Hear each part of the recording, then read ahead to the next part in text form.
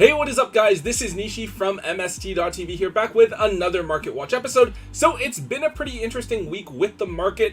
Prices are sort of settling down when it comes to the tins, and we aren't seeing too much craziness with that set itself overall.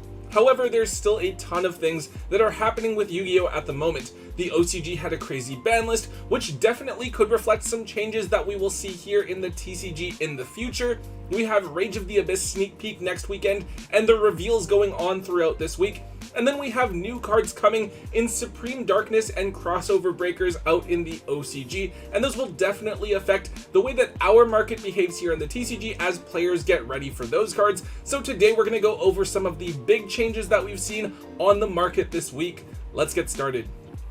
Alright, so kicking things off, we have Mimighoul Dungeon. Now at the beginning of the week we had Konami reveal to us the second wave of Mimighoul support coming in Rage of the Abyss, and the support is actually really amazing. It's not too often that we get to say that about TCG exclusive archetypes. If we look at themes like Bee Troopers or Plunder Patrol, those are decks that did decent and seem to have a lot of potential after the first wave of support, but ultimately would flop afterwards. However, hopefully Mimighouls will be different. I think that the new cards are exactly what the deck needed, and it'll be really cool to see if the deck can perform consistently. Now, of all the existing cards, Mimighoul Dungeon is the card that saw a significant bump up in price. This card has three amazing effects, as it provides a stat boost, searches for a Mimighoul monster once per turn, and it's a floodgate as well, so this card is definitely something you're going to want to max out on for the strategy. Now, even though the deck hasn't really performed well thus far, I think players were hopeful that the new cards would be good just off of the potential of the first wave alone, so we did actually have Mimighoul Dungeon stay pretty steady around $5 to $7 for most of its existence. However, with the new support, we've seen this card shoot way up, and they're now at $15 to $16 a piece on TCG Player. We've also seen a bump up with the QCRs, as they've gone from being $40 or $45 to now sitting up at $60 each. This is definitely a really cool TCG exclusive archetype, and I personally am really looking forward to playing with them once Rage of the Abyss comes out. You guys might want to pick this card up now just in case the deck performs better than expected, and players scramble to pick them up once Rage of the Abyss is officially out. Next up, I want to look at the alternate art version of Raigeki that was just released in the 2024 tins. So of course Raigeki is one of the most iconic cards in the game's history. It's still crazy to me that this card was banned for so long, but now it's at 3 and most people don't even play it. Personally, I absolutely love the art here. I like that the lightning bolt looks the same, but it has Slifer in the background, which just looks so awesome. So of course, we've discussed already how the huge secret rare pool in the tins makes it incredibly difficult to pull any specific secret rare card. So we naturally saw meta staples like SP Little Knight and Triple Tactics Thrust spike in price even once the tins were cracked open over the weekend, and theoretically so much more quantity was becoming available on the market. However, we also actually saw Raigeki spike in price as well. The secrets were down at $7 to $8, but they're now up to $14 each on TCG Player. Now, if you guys look at the little screenshot that I have at the bottom there, some crazy person bought over 300 copies at $8 each, definitely contributing to that huge spike there. Hopefully they're moving the card now at its higher price point. From here, it's definitely going to depend on players opening up more product. I feel like most players are going to want to keep their cool cards like this if they do manage to pull it, which is just going to limit the quantity that actually gets listed back onto the market. And then from there, they're going to buy the extra couple of copies that they would need in order to complete their playsets. So that's gradually going to contribute to the price potentially going up as well.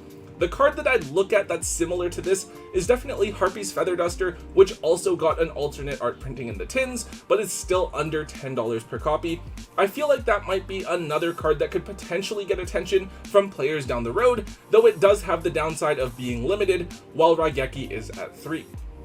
The next card is Masterpiece, the True Draco Slaying King. Now this card is obviously a True Draco card, and I think it's one of the crazier boss monsters in the game's history. Depending on what you tribute to summon it, you can make it immune to certain types of cards, and then it also has a once per turn quick effect to banish a continuous spell or trap from your graveyard to destroy a card on the field. Now, kind of a funny story about this one, a couple friends of mine, they were actually just getting into Yu-Gi-Oh when Masterpiece was like a really big card, and they went to a card shop and asked the store workers for a copy of Masterpiece. Well, the store wasn't like super familiar with Yu-Gi-Oh, right? So my friends ended up buying Masterpiece, the True Draco Slayer, which is obviously a much worse card. but they just bought it blindly without reading the card or really understanding it too much, but just going off of the fact that they heard people talking about it. Anyways, Masterpiece has been banned for quite a while, but it actually just went to 1 in the OCG on their most recent ban list, which I think is something that definitely could have happened a while ago and the game would have been fine, but Konami seems to have wanted to take a more cautious approach. Because this card was banned, but only had 1 printing, we actually saw this card retain a lot of value and sit at around $15 to $20, with a lot of players really hoping that it would come back eventually. With its unbanning now in the OCG and the expectation that it will be unbanned here in the TCG within the next couple of lists, we've seen Masterpiece jump to between $30 and $35 on TCG Player now. Expect this to cool down a little bit as players realize that the card isn't as good as it was back then, as well as players maybe getting a bit cautious that the card could get reprinted once it does get unbanned here. Definitely look to sell yours now while the hype is still there. On to the next one, let's talk about Promethean Princess, Bestower of Flames. So this is actually one of my most favorite cards in the game. I really want to get another couple of QCR versions because I just think it's so cool.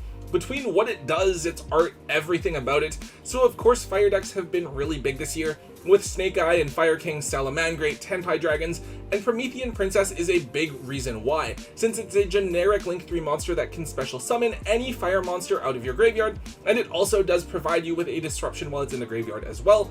Now this card is something that was trending downwards a bit. I think that the hits to Snake Eye definitely made this card seem like it would be phased a bit out of the format. However, Princess has seen a bit of a resurgence. We just had confirmation that Fire King Alchonix will be coming to the TCG in Rage of the Abyss, and Promethean Princess will absolutely be a really good card in pure Fire Kings. Of course, Snake Eye as Amino will be a really strong deck after Rage of the Abyss as well, and they're still going to be running Princess. Because of this, the ultra rare version of Princess has jumped up in price. It had fallen to a low of about $15, but it's now back up to $30 lowest on TCG Player.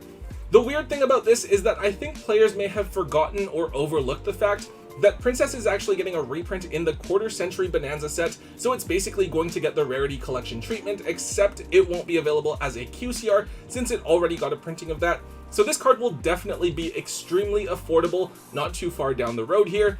That said, keep a copy or 2 for yourself to use if you really want to play Fire Kings like I do, but aside from that, this is definitely a card to offload before that reprint drops.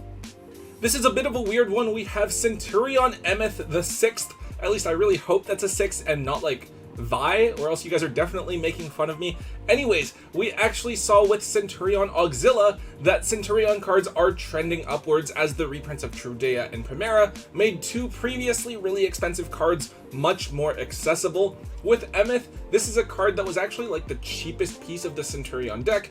It was one of the cards from Valiant Smashers that no one wanted to pull. You wanted to pull the other Centurion cards because this is just like a one of brick for the deck. And even then, right, if you were just using Centurion as an engine, you didn't even need to use it. Now, however, all of the players that picked up the Centurion core need to pick up a copy of this card as well in order to play the pure deck, which has caused it to jump up in price. So yeah, this card was literally like $1 before, but now the Ultras are up to $10 each.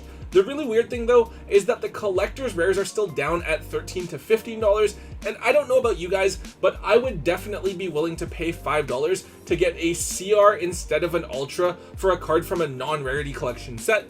With this one, I'm definitely expecting the Ultra to drop and not really too much for the CR to go up. That said, definitely offload your Ultras of this card if you are holding on to any extra. If you need a copy for yourself to use, definitely consider just waiting a couple of weeks for some of that initial hype to die down and for people to gradually list their copies back onto the market. Okay, so this is actually a card we've talked about several times before. It's Chamber Dragonmaid. So we got a surprise a couple of days ago with Konami announcing that in the OCG, they're getting a set at the end of the year that provides new support for the Punk, Orchist, and Dragonmaid archetypes, and we've seen a few bumps up in price for several cards because of it. The one I want to mention here is Chamber Dragonmaid. This card is historically one of the more expensive pieces of the deck because it was a secret from a core set rather than from the side set itself. And for a time, this card was actually used in the meta-relevant Dragon Link deck. You would use this to search for the on-theme Monster Reborn, link it off into something like Striker Dragon, revive it back, and boom, you have 2 dragon bodies that you can start comboing with. Obviously, Dragon Link hasn't been a thing for a while, so this card had fallen in price, but with the promise of new support, this card has gone up, and it does make sense that it would be Chamber since this card searches for any Dragonmaid spell or trap on summon, so it's very likely that this card will still be used at 3 once the new cards come out.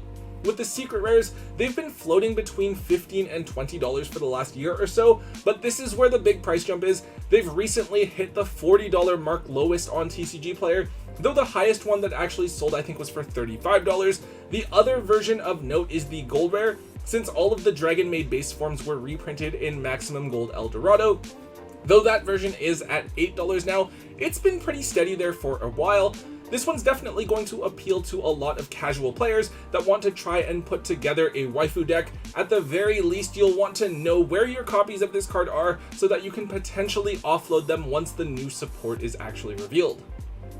And finally, the last card to talk about for today is Arms of Genex Return 0. Now this card is a level 10 synchro monster that requires the tuner to be dark. It's technically not generic, but I think it's a relatively simple condition to meet. This card has one effect that is specifically for Genex decks, but we're interested here in the first effect, which is that when your opponent activates a monster effect, you can banish a monster from your graveyard with the same attribute to negate the effect and destroy the card. So this is something that I've seen a bunch of players talking about recently as a synchro toolbox option. Obviously, it's not something that you can just blind end your board with, but in a mirror match or maybe in a specific type of matchup where decks have similar attributes, this card could be an option.